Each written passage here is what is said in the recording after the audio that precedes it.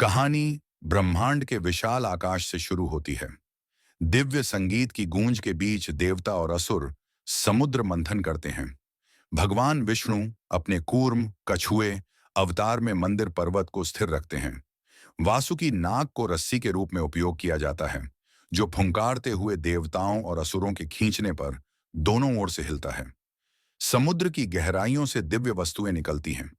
कामधेनु, इच्छाओं को पूरा करने वाली गाय, कल्प वृक्ष और अंत में अमृत से भरा कुंभ घड़ा।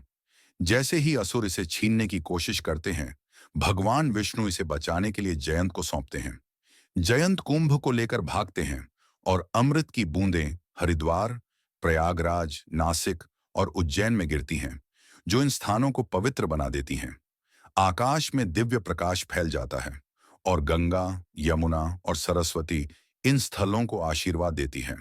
यह घटना कुंभ मेले की नींव बनती है। एनिमेशन प्रयागराज के संगम के तटों पर बदलता है, जहां प्राचीन ग्रंथों में तीर्थयात्रियों के पवित्र स्नान का उल्लेख मिलता है।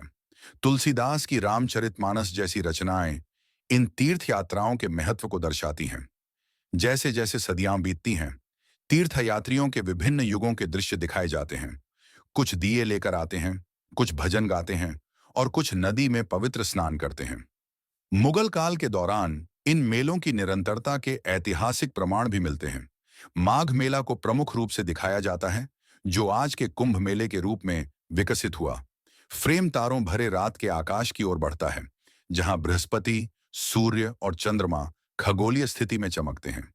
एक प्राचीन ज्योतिषी अपने शिष्यों को इन खगोलीय घटनाओं के महत्व के बारे में बताते हुए दिखाया जाता है।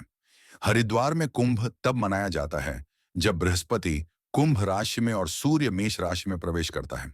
नासिक और उज्जैन में यह बृहस्पति के सिंह राशि और सूर्य के कर्क राशि में होने पर आयोजित होता है। प्रयागराज में यह सूर्य के मकर राशि में प्रवेश और बृहस्पति के वृषभ राशि में होने पर होता है। नक्षत्रों की रेखाएं पृथ्वी से जुड़ती हैं और नदियों को दिव्य प्रकाश से आलोकित करती हैं। ज्योतिषी समझाता है कि ये स्थितियां नदियों की आध्यात्मिक ऊर्जा को बढ़ा देती हैं। कैमरा कुंभ मेले के विशाल क्षेत्र में घूमता है। नदी के तटों पर रंग बिरंगे तंबू लगे हैं और तीर्थयात्री भारी संख्या में आते हैं। भस्म लिपटे साधु केसरिया वस्त्र पहने शोभा यात्राओं का नेतृत्व करते हैं। जैसे ही सूरज की पहली किरणें नदियों को आलोकित करती हैं, श्रद्धालु शाही स्नान करते हैं। भक्त तैरते दीप जलाते हैं, प्रार्थना करते हैं और साधुओं के आध्यात्मिक प्रवचन सुनते हैं। यह दृश्य एकता और भक्ति का प्रतीक है, जहां लाखों लोग जाति और धर्म की सीमाओं को पार कर एकजुट होते हैं। अंतिम दृश्य में शांत शाम का आकाश दिखता है, जहां नदियों पर तैरते दीपक दिखाई देते हैं। एक कथावाचक कहता है, कुंभ मेला केवल एक उत्सव नहीं, बल्कि आस्था, एकता और शाश्वत परंपराओं का प्रतीक है।